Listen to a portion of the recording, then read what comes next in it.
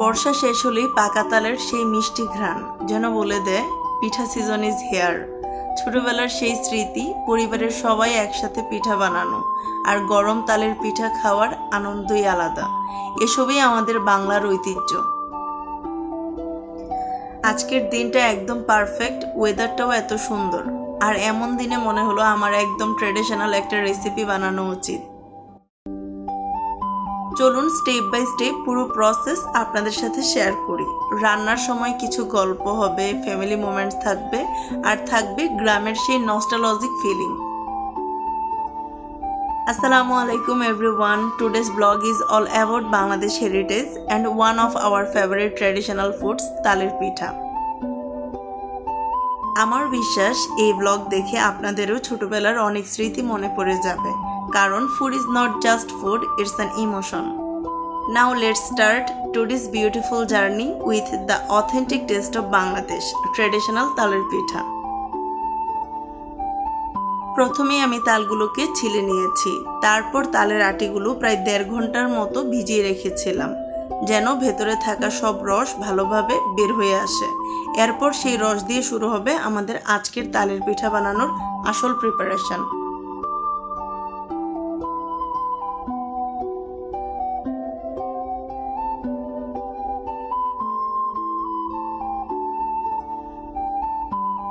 দেড় ঘন্টা ভিজিয়ে রাখার পর এবার তালের রস বের করার পালা।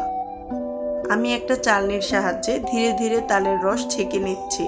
তারপর আটিগুলো আবার ভালো করে নেড়ে চেড়ে যতটুকু রস আছে সবটুকু বের করে নিচ্ছি। আগের দিনে গ্রামে দাদুরা এত কিছু ব্যবহার করতেন না। বাঁশের তৈরি ঐতিহ্যবাহী ছাঁকনি বা ঝাঁঝরি দিয়ে খুব যত্ন করে তালের রস বের করতেন। সেই ঘরোয়া পদ্ধতির আলাদা এক সৌন্দর্য ছিল, আর সেই রসের স্বাদও যেন ছিল অন্যরকম। আজ আমরা আধুনিক রান্নাঘরে চালনি ব্যবহার করছি, কিন্তু চেষ্টা করছি সেই পুরোনো দিনের ঐতিহ্য ভালোবাসাটুকু ঠিক একইভাবে ধরে রাখতে। দেখতেই পাচ্ছেন রসটা একদম পারফেক্ট ভাবে বের হয়ে আসছে। এখন পিঠা বানানোর পালা। আর একটা টিপস দেই, এই তালের রসটা এয়ারটাইট কন্টেনারে ভরে ফ্রিজে রেখে দিলে 1 থেকে 3 মাস পর্যন্ত সহজেই ভালো থাকে। এবার চলুন বানিয়ে ফেলি আমাদের তালের পিঠার ব্যাটার। এখানে আমি নিয়েছি 1 কাপ তালের রস, 1 কাপ ময়দা, হাফ কাপ চিনি, চিনিটা আপনারা আপনাদের স্বাদ মতো নেবেন, 1/3 কাপ কুরানো নারিকেল,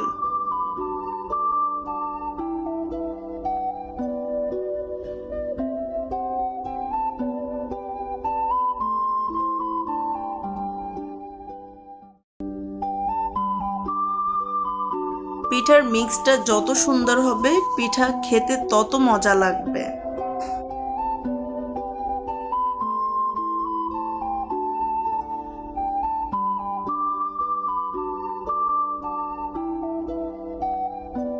তারপর সবকিছু মিক্স করে খুব সুন্দরভাবে ওয়েল কম্বাইন্ড করে নিয়েছি।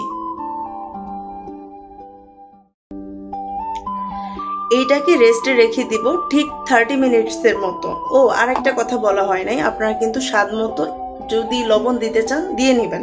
লবণটা দিলে হয় কি, আপনার টেস্টটা হচ্ছে ব্যালেন্স থাকে। তেলটা ভালোভাবে গরম হয়ে আসার পর একে একে পিঠাগুলোকে দিয়ে দিতে হবে।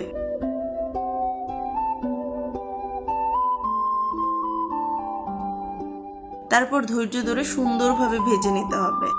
আজকের তালের পিঠা বানানো একদম শেষের দিকে। এমন ট্র্যাডিশনাল রেসিপি যদি আমরা বাঁচিয়ে রাখি তাহলে আমাদের কালচার আর হেরিটেজ বেঁচে থাকবে। আর এমন আরও ট্র্যাডিশনাল রেসিপিস, গ্রামের স্বাদের রান্না, ইজি হোমমেড কুকিং দেখতে চাইলে অবশ্যই কমেন্টস করে জানাবেন।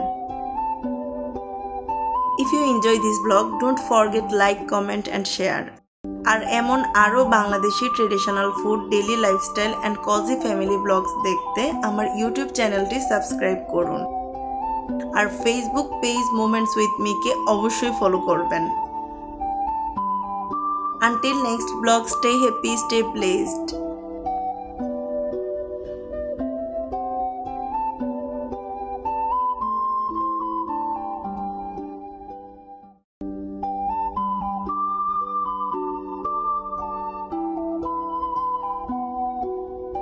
See you in the next vlog. Allah Hafiz.